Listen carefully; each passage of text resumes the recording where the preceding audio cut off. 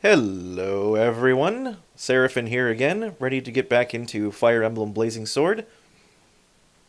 And today we are moving on to Chapter 5, Beyond the Borders.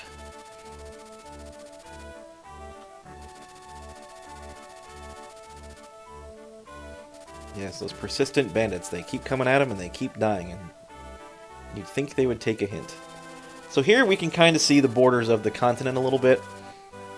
You will see there that the highlighted area is Lycia. Directly next to it on the right is Bern. I know that lettering is a little hard to read given the pixelation, but the whole area that we've been traveling through since we left Sakai has been Bern. And we're about to cross into Lycia itself. And the specific destination in Lycia that we're headed is about in the middle there. That's where Kalen is. And then you can see Ilia to the far north there, where all the mountains and trees are. There's another continent directly to the west of Lycia called Etruria. It's another major continent. And then off on the bottom left, you can't quite see all of it, but that is Misr, where the Nabata Desert is. And then off the series of islands there on the western coast, I don't believe they have a name, they're just called the Western Isles. I believe they might get a little more clarification in the sequel to this. Actually, that's another thing I might fail to touch on. So, Blazing Sword is actually a prequel. It's the 7th one to come out. The one immediately before it, the 6th one, was called Binding Blade. And this takes place directly before that one. So this is a prequel to number 6. And if anybody is familiar with Roy from Fire Emblem, for example, if you've played Super Smash Bros., Roy is the main protagonist of Fire Emblem 6. Sadly, he is not in this one.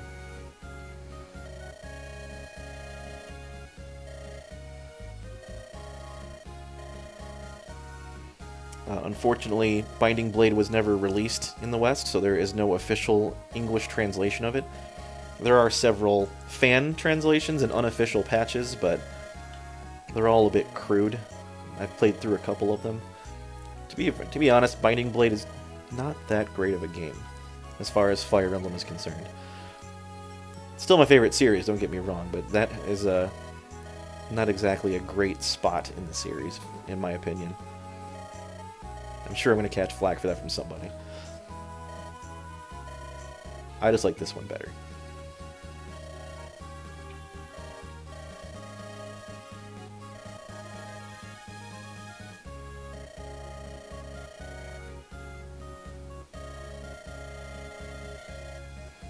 Yep, here they come again.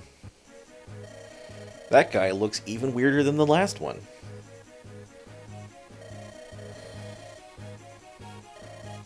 Wait till you see his name. Oh, it's that guy again. Well, there you go. The two stupidest looking people in the whole game, side by side. That's actually nowhere near true. Wait till we get a bit further and I'll show you the two stupidest looking people in the game. That's an interesting chapter.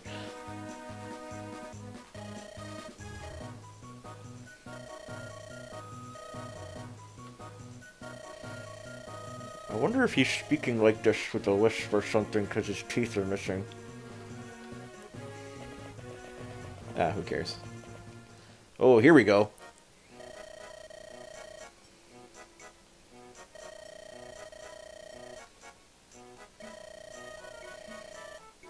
Urk. Yes, his name is Urk.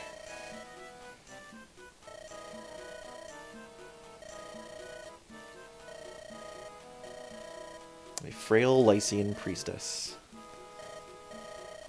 And her name is Sarah.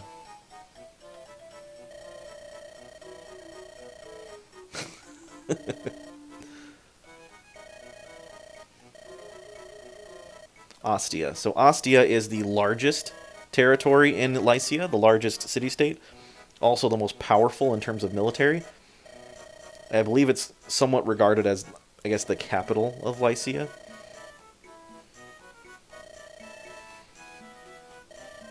For those wondering, one of the main characters, Hector, is from Ostia.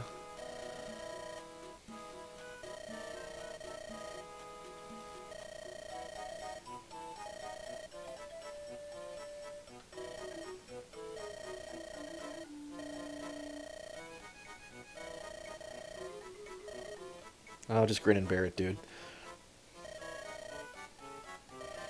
I don't think I've ever seen a cleric get that excited about a fight.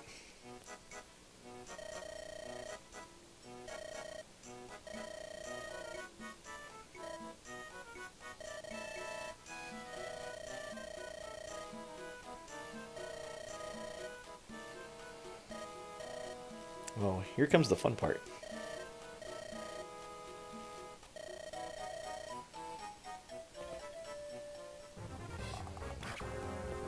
So Urk is a mage. The first magic unit that we get to see in action in this game.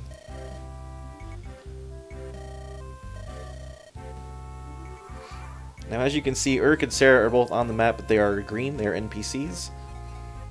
And we can actually do the same thing we do with enemy units that have specific names. We can walk up to them and talk to them, in most cases. So we're going to have Lynn talk to Sarah here.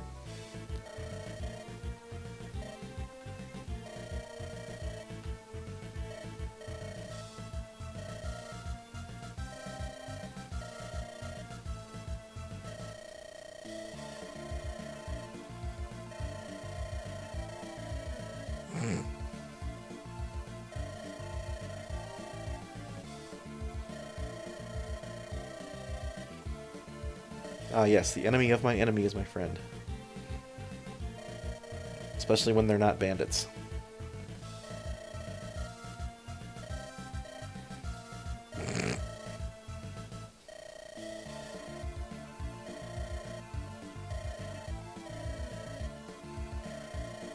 Be a good boy and go fight. Sigh. Yep, pretty much. So talking to Sarah, we actually get Sarah and Urk from recruiting them. Let's take a look at Urk here. So he is a mage. Mages are awesome. We like magic units. I like magic units. So Urk's a little bit all around the place here. He's got good... So you'll see that if he's a spellcaster, he will have a magic stat instead of strength. It's effectively the same thing. So the more magic he has, the more damage he deals with his magic spells. He's got good skill and quite good speed considering. Luck and defense a little lacking. Resistance is okay. His con is 5, but thankfully most magic tomes don't weigh a lot, so he doesn't have to worry about being a bulky dude. Here's his fire tome. It has 40 uses. You'll notice that his one engagement against that archer in the cutscene did not take a use off of it, which is great. So we still have 40 uses of it. Here's the fun thing about magic. So you'll see the type of magic it is there. It is nature magic, also known as anima magic in this game. You will see it referred to as. Anima/nature magic covers all the elements, so fire, thunder, wind, ice, that sort of thing. It is a rank E tome. It has range 1 to 2, meaning that magic units can attack from melee and from 2 squares away, and also counter at those ranges. If your only exposure to the series is playing Fire Emblem Heroes, that may surprise you, considering that every magic unit in that game has a range of 2 and needs something like close counter to hit at melee range. But for the most part, in Fire Emblem, if you can use magic, you can attack at range 1 and 2. The tome itself weighs 4, which is fine. Urk's con is 5. That's got a might of 5 and a hit of 90%. And most units early on in the game have pitiful, if not non-existent, resistance. So, generally speaking, Urk will deal full damage to them. These bandits are a great example. He's got rank D in Anima. HP is a little lackluster, but again, he's a spellcaster. And then we have Sarah. Sarah's a little different. She is a cleric. Her magic is not great, but she's quite fast. Got quite a bit of luck also, and her resistance is great too. That being said, she cannot fight. Clerics in this game only get healing staves, which makes them very difficult to level up because they only get about 10 or 11 experience points per heal. And again, it takes 100 experience to level up, so that's a good 100 heals to get from level 1 to level 11. I guess you can shave one off there for the 11 instead of 10, but still, that's a lot of healing to do just to get halfway to level 20.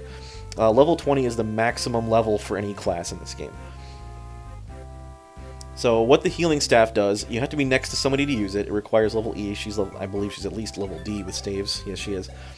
The healing staff heals 10 HP to the target, plus your magic stat, and her magic stat is 2. So Sarah will heal 12 HP with her heal staff. And Urk is a little bit wounded right now, so we're actually going to use that right away on him and heal him up.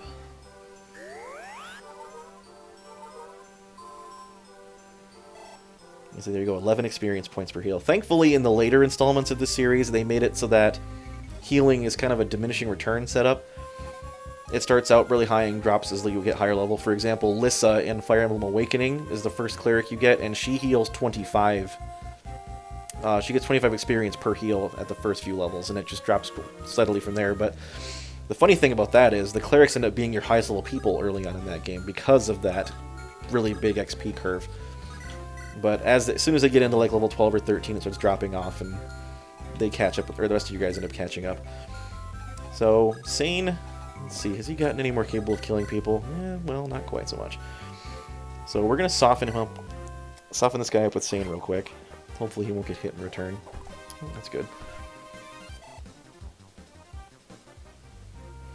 And I want Florina to have more experience. Let's see if she can finish this guy off. 57, you know, I'm not quite ready to gamble with that number, so we're just going to leave it there. We'll let Sane have that kill. And I'll put Kent up here and give him a lance, because he needs to start using that a bit more. I don't want to move Urk from where he is, because he'll get hit by that mercenary, so I'm just going to take out that archer from a distance. Oh, I can't. Fancy that. I could probably take him out with Florina, though. Easily. So we're going to do that. And I'll let Urk take a stab at that mercenary from a distance instead. So, there's only a handful of mages you get in the game. Urk, unfortunately, is not the greatest one. In fact, I think he's actually comparable with the, well, there's only 3. So, he's not the worst by any stretch. He can be very good if used properly, but compared to other mages in this game, he just lacks, unfortunately. And he can't quite get close enough to hurt that mercenary, so I guess he's not fighting him right now. In that case, we'll even go for the other one instead. Dorcas can just hang back here and do what he does, which is a whole lot of nothing. And then I'll send Will to back up Sane in case he has any trouble, which I don't think he will, but you never know. Oh, that was dumb. But Kent will finish him off anyway.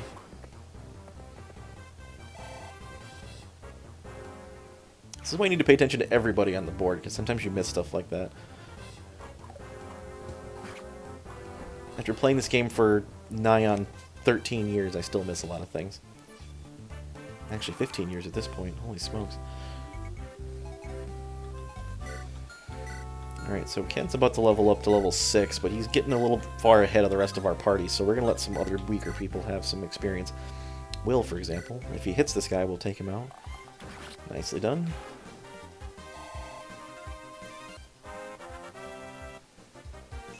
Will goes to level 4, gets some strength and some luck. It's not bad. I'd like him to have more speed, but unfortunately his speed growth is not all that spectacular. Urk can deal with this guy. I don't think he's in danger of getting double hit. 8 speed. So there you go. 8 speed's kind of a lot considering, but Urk has got 7. He'll be fine. And he can take a hit from that guy and be okay. So we'll put him on this house here. In fact,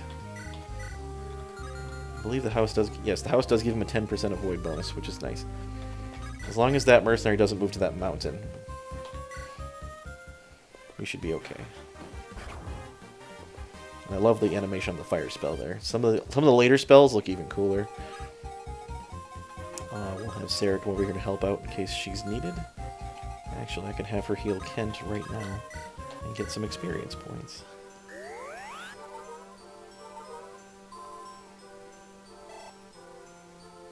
Unfortunately, you kind of want to abuse the healing staves.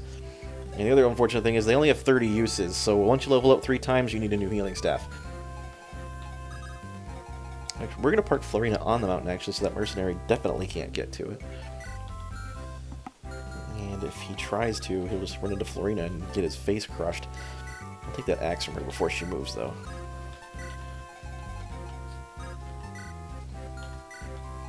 And then Lynn will be behind here for backup, and Kent will go up here and mess up this brigand with his beloved companion Sane. So that Brigand is on a mountain, which gives him a lot of extra defense, but unfortunately it's not quite enough to dodge the prowess of the sword-wielding Kent here. And he will level up again from that. And there we go. We break double digits on skill and speed in one level up. And we get a free sword. There is a way to tell what will drop when you get free stuff, and I'm ashamed that I haven't explained that until now. I keep forgetting about it, but I will show you momentarily if there's another one to do. That archer's going to go for Kent. Kind of tickle him a little bit with that arrow. Let's take a look here. Okay, he doesn't have anything. This guy's name is Bug. Yep, I'm not kidding. Once again, he's got a steel axe, and he hits like a truck. 19 attack with that beast. And 15 con, meaning he's not slowed down by it at all. So, you'll notice something, however, he doesn't have any resistance, and we just got a magic unit. So, the best way to deal with this guy, since he's not going to move, is to just pick him off from a distance with our mage. And we can kill him in 3 turns, with no fear of retaliation. And Urk certainly would like to have the experience, being a level 1 character. He's not quite fast enough to double this guy, but that's okay. Once again, we have no fear of reprisal, so... we'll have Sarah heal up Kent again.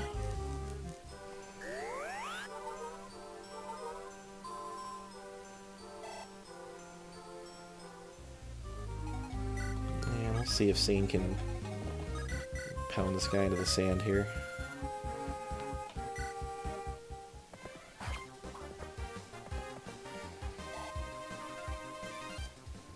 That will allow him to finish him off with our resident Pegasus Knight.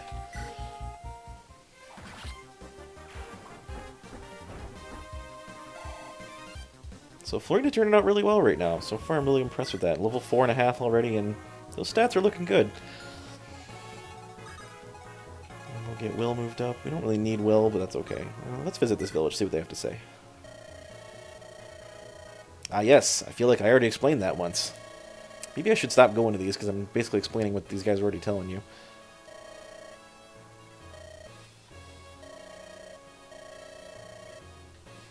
Yes, that's the trade-off.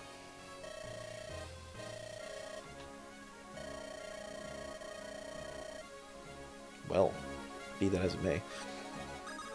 And then we'll have Lynn visit this village. Are you using the R button? I mean, I have been this whole time. You guys don't know that, but...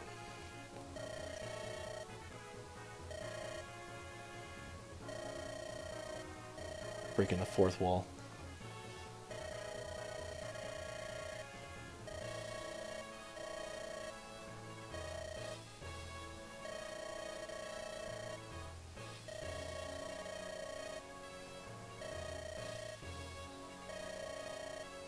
Nope, surely not. Whenever I open these stat windows, by the way, or do this, that's what I'm doing, is pressing the R button. So there you go. You just had some old guy in a village tell you that, when I've already been telling it this whole time. And then finally we'll have Sane visit this village. I'm sorry, that's Kent, not Sane. Yes, handle your money wisely. I feel like that doesn't need to be said. But she's right, there are other shops. And in fact, you'll see one right next to Kent there on the right. This is the small sprite version of an armory. You notice how the one from that previous level was about, like a 3x3 square building with one spot in the center to go into. This is just a 1 block that you move on top of, and it's an armory still. I don't know if we need any extra equipment. Everyone's pretty well decked out. It doesn't look like it. But, you know, let's take a look and see what they got regardless.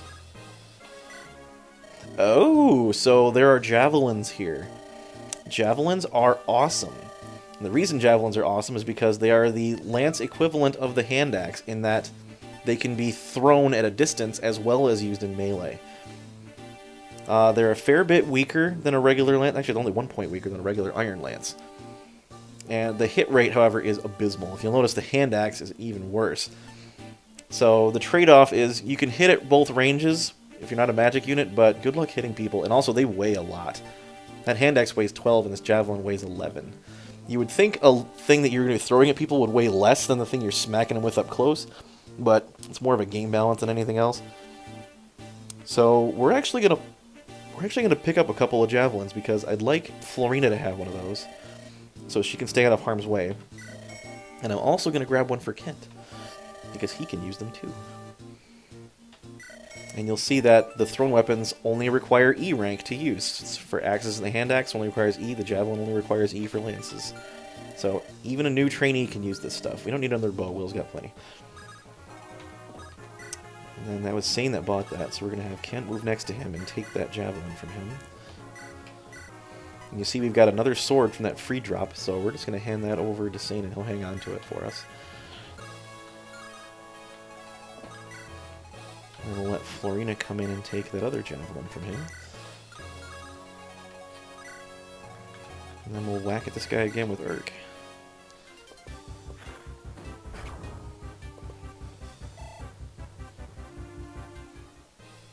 Now you'll notice that I spent most of my money at that shop when the lady told me not to, but I like javelins, and I don't care what people say. So, forget about it.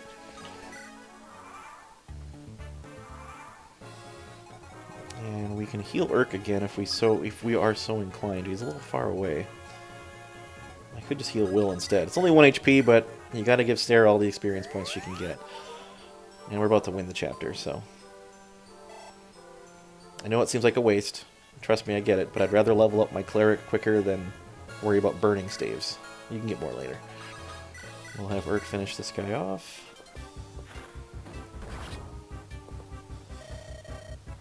We're all scum. That's not very nice. Urk will get almost a solid level out of that. That's not so great. Skill, you don't need skill a whole heck of a lot as a mage. They can hit plenty well with the spells they have. I would much rather he'd get more magic or some speed. Even some resistance would be nice.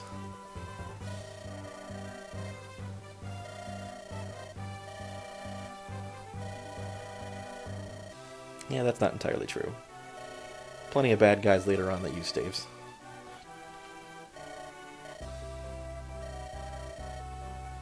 Alright, bye.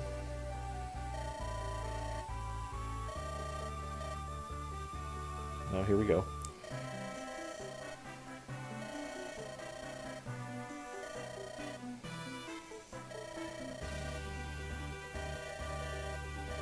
A lyrical name.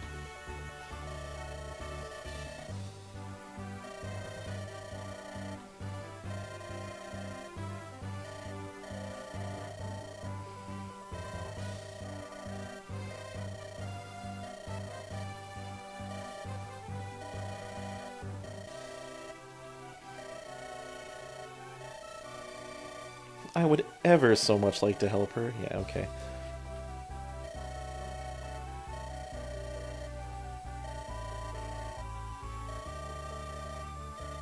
Assassins everywhere.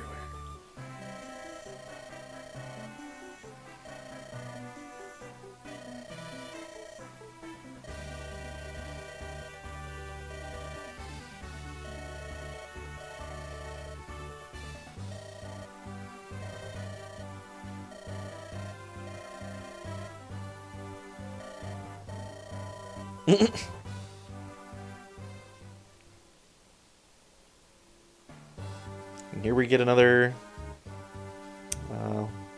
look at what's going back in Kalen.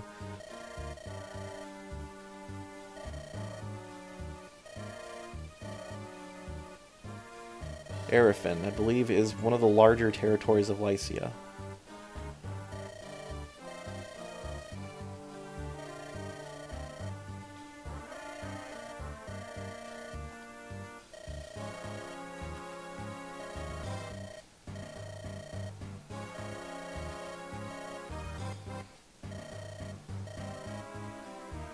These soldiers are awfully duplicitous.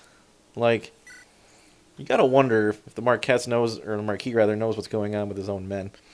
At any rate, that is going to be the end of Chapter 5, so we're going to take a break for right now and come back later. Thank you all again for joining me on Blazing Sword. I will see you in the next episode. For now, have a great evening. See you later.